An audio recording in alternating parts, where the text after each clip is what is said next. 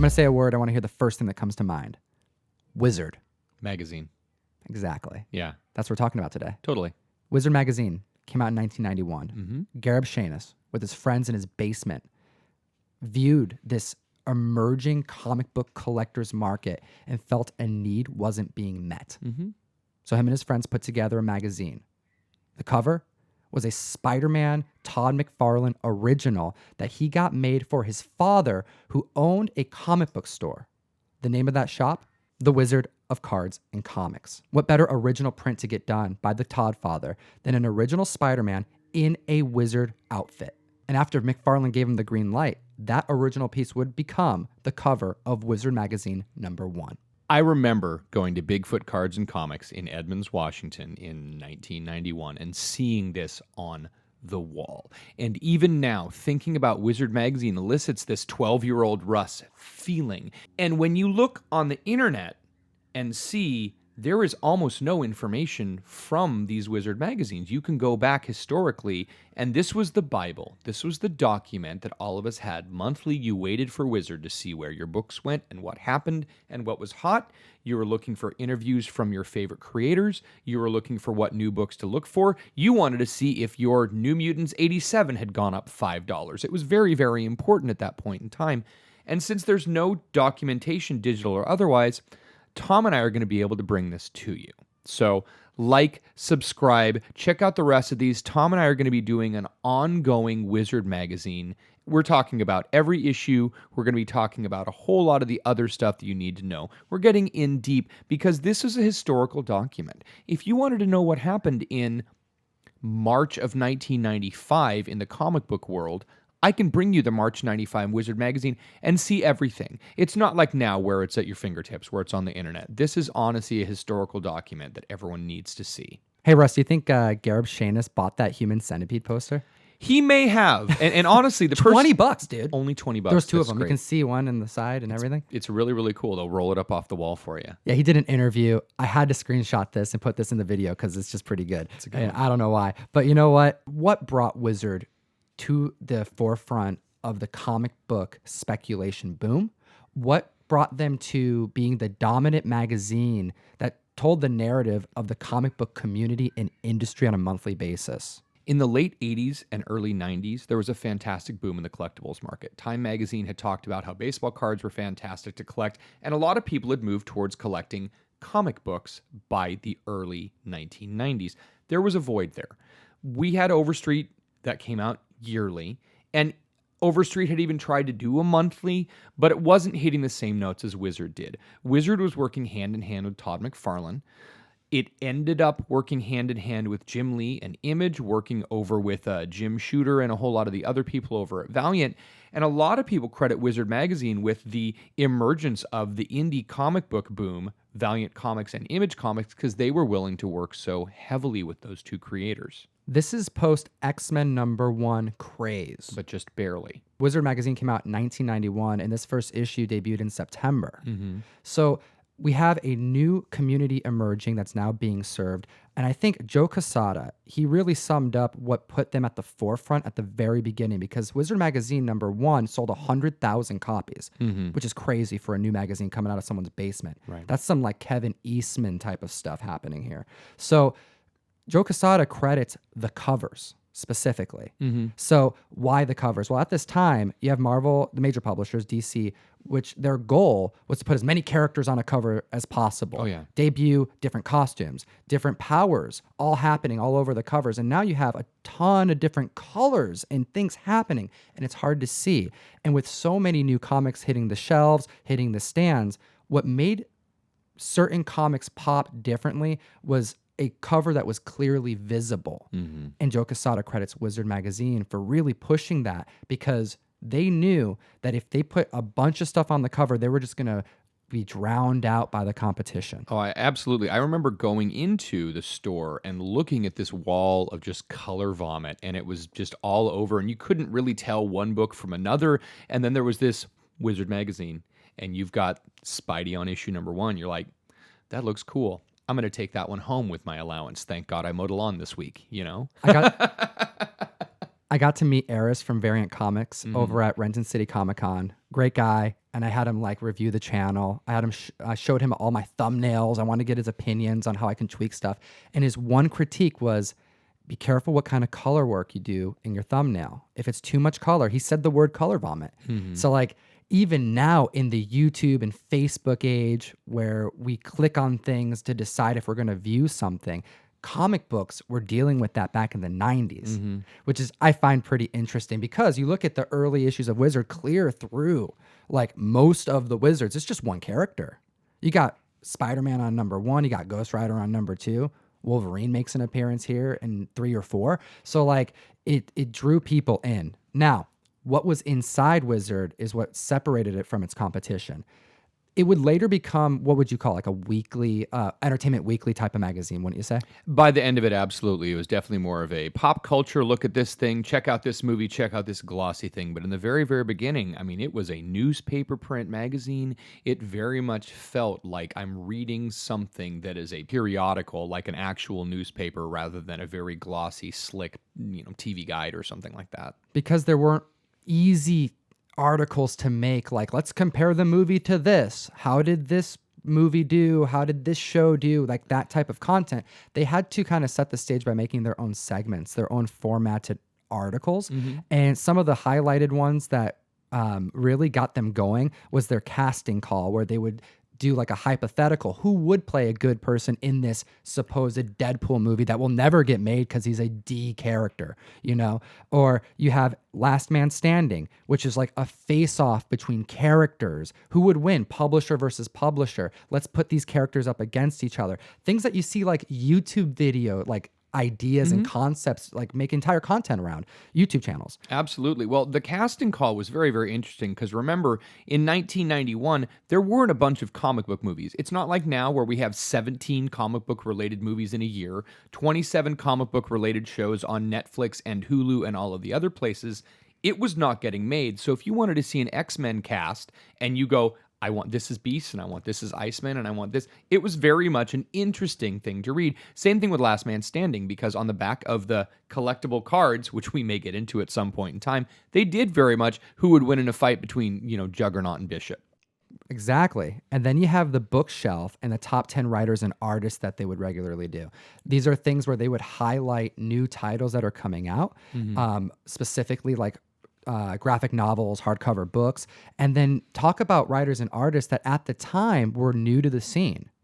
And what's interesting is these artists that did these interviews, that were asked these questions, that are in writing, in print, that isn't digital. Right. These are some of the creators that we look at as like the leaders of the industry now. So some of them now you get to see interviews with Todd McFarlane very clearly. You get to see things with Jim Lee and Rob Liefeld. I mean, the trifecta that went off to form Image Comics, the first few issues is before Image Comics even happened. So you get to see them in there, I'm almost done with this thing, or this is the last project I worked on, before it's like, oh, we're going to go change the frickin' comic book world. Exactly. And we have in this issue Todd McFarlane providing a really cool interview. And I like this because this is a pre-Image Todd. Yeah. This is post-Spider-Man. So with a fantastic mullet, by the way. He rocked that mullet did. hard, man.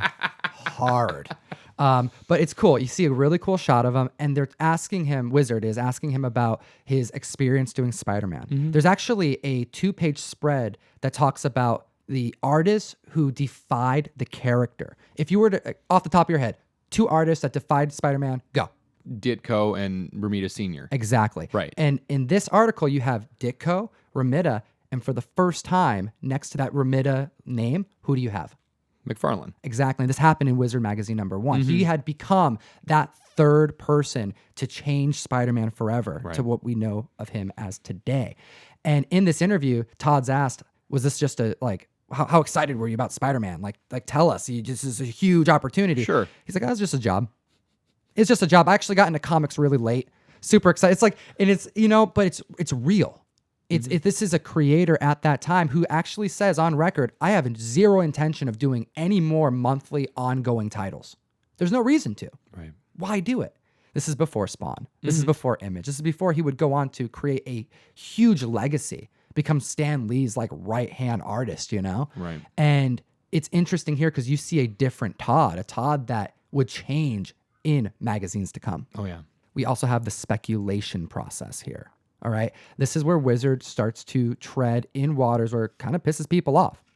I mean, Frank Miller said some choice words about him. Yeah, but when Frank Miller said some choice words about them, it was in 2001 at the Harvey Awards, and it was 10 years after Wizard magazine had started, and about 5 years after the explosion of the mid-90 comic book scene. So Frank Miller can blame them, but there were a lot of other factors to the deterioration of comic books in the mid-90s. Right. They were definitely blamed for a lot because they were the ones that people could point to with a tangible item, like this is the reason why things are going bad. When they tell you that your book went from $15 to $18 and you go down to your local comic book store to try and get $3 extra out of your book and the comic guy laughs at you, oh yeah, a lot of people don't want to collect comics anymore because this isn't worth what you told me it was going to be. Sorry, that's not how price guides work. Different market, different time. But this was the first time we're seeing in print someone really put effort into speculation. And in this book, we have 2 books that really get highlighted here. We have Omega Man #3. Okay. First appearance of Lobo. Fantastic. A character that they wanted to remind people could have a new fandom. Back then, people were like, why are you pointing to Omega Man #3 talking about this? Actually says in this article that this book is found in the 5 for $1 bin. Oh my God, that's so crazy. And understand that the early 1990s, we had the Lobo Infanticide. We had a bunch of other these Lobo mini-series. Fan-friggin' believable. This is a great character that was coming up in the early 90s, and there were the Simon Bisley covers and just really, really cool stuff. And now we are 27 years later talking about Lobo's daughter, how times change, and Lobo the potential movie. of a Lobo movie. Yes. We also have X Factor 24 making this, getting its own page spread. Which is great because Archangel is a character that, again, was really, really big then and still doesn't get the love he deserves. The Angel of Death. There was a lot of dark themes happening post late 80s to early 90s, and the market was definitely showing a favoritism to horror and like dark themed It was narratives. the end of the Cold War. The Berlin Wall had just come down. I mean, really, truly, in America, you had to remember that there was this very dour, depressing thing. We were at war. You know, George Bush Sr. was the one who was the president, and Desert Shield, Desert Storm. This is that time, so our comic books very well reflected it. A lot like the comic books in the early 70s reflected how gritty New York City was. Very true. You know, we can't end a coverage of Wizard without what would become one of the most popular articles that this comic book would ever produce. Something that kind of strikes a little bit close to home here. Yeah. Their top 10 hot comics list. I remember looking at this every month and trying to see where my comics went and if I owned these top 10s. Does this sound familiar? It does. Very familiar with what we do every Friday. Shout out CBSI, comicbookinvest.com. But you know what? This top 10 list, let's take a quick look at it. So this is the first top 10 list that Wizard put out. And we have some familiar titles on here, some titles that are actually still pretty hot. It still shocks me how accurate a lot of this is. And here we are 27 years later with a lot of the same books on the title. New Mutants 100. This is post Rob Liefeld craze, X-Force craze, and it makes sense that this is on the list. Number 9, New Teen Titans. Number 2.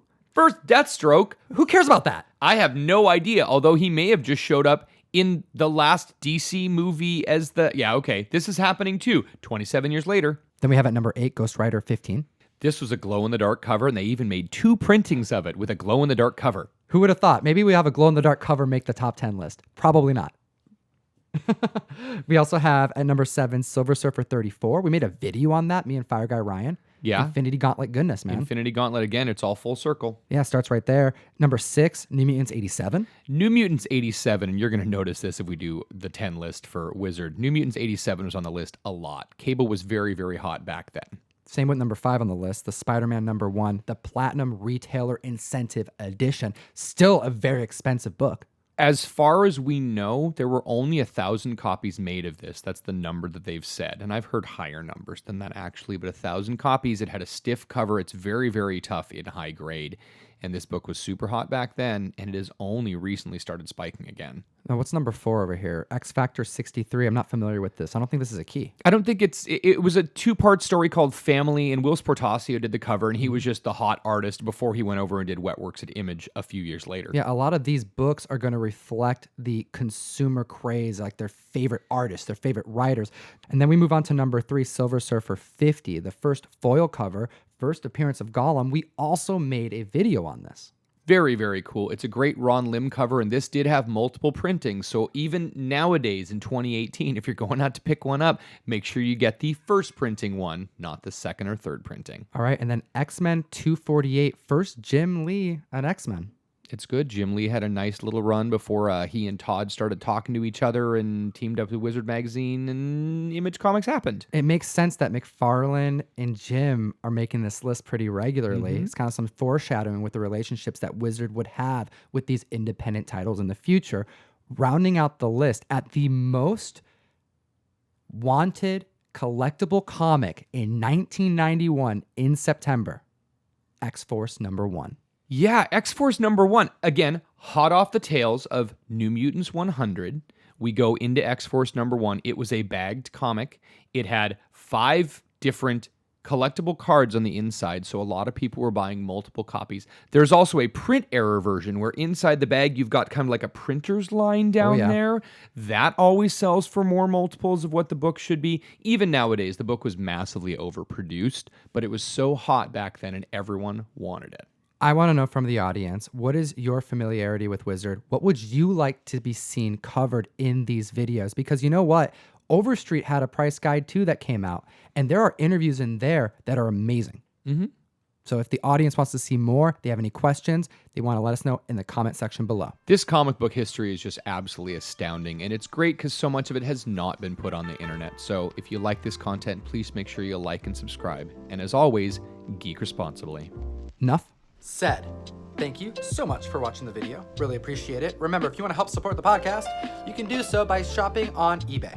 Hit the link below in the description, and any purchase you make within the hour, we'll get half the eBay fee. That's right. Instead of eBay getting your full fee, we get half, and you can help support the podcast.